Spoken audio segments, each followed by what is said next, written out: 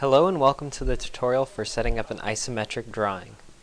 First, after you've opened the drawing, make sure the settings at the bottom of the workspace are set to 2D drafting and annotation. Next, we'll go under the Home tab at the top of the screen. Under the Layers option, select the down arrow to show our list of layers.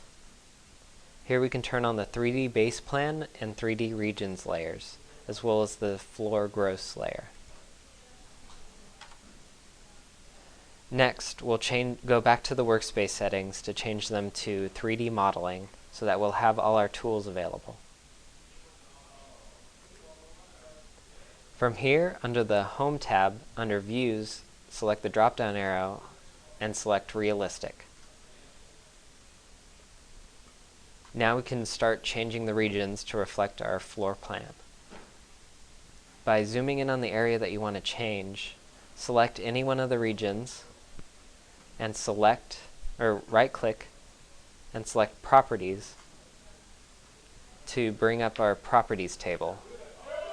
Under General, select Color and select the color that you want. You can select from any color.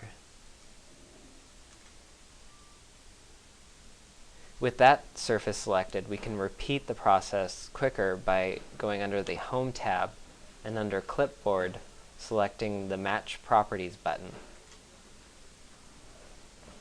Here we can select any of our target surfaces that we want to change colors.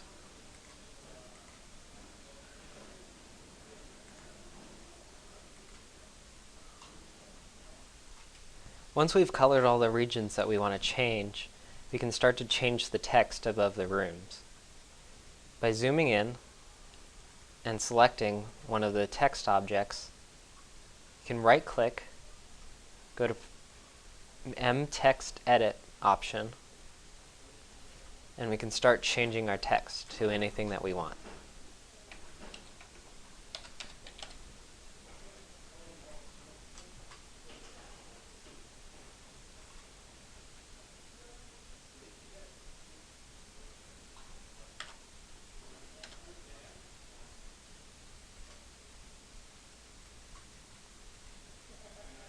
Once we've changed all the text objects that we want to label, we can start to set up the isometric drawing. Select the Layout tab at the bottom of the screen to change to the preset layout setting. From here we can begin to set up the table to reflect the data that you've entered into the isometric drawing. By clicking on the Paper tab at the bottom, we can change it to the model space within our viewport and zoom in on the area that we want to focus on.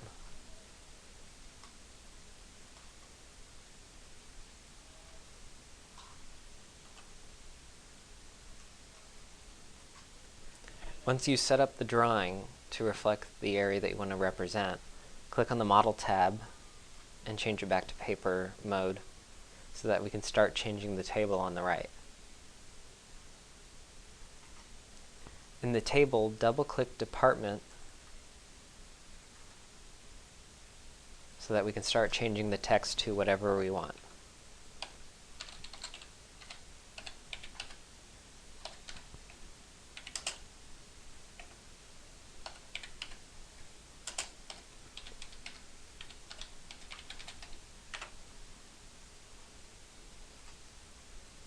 Next, we can select the cell that's next to our departments,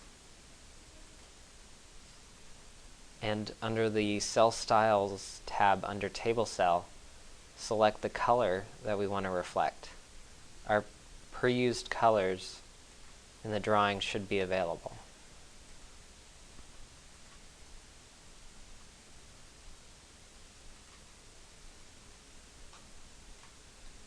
We can remove departments or add departments to the list, much the same way that Microsoft Excel works, by clicking on a row and clicking Insert Above, or we can delete rows. Once our page is all set up and we are ready to export it, we can go to the Output tab at the top of the screen, and under Export DWF PDF, under the Export icon, click the down arrow and select PDF.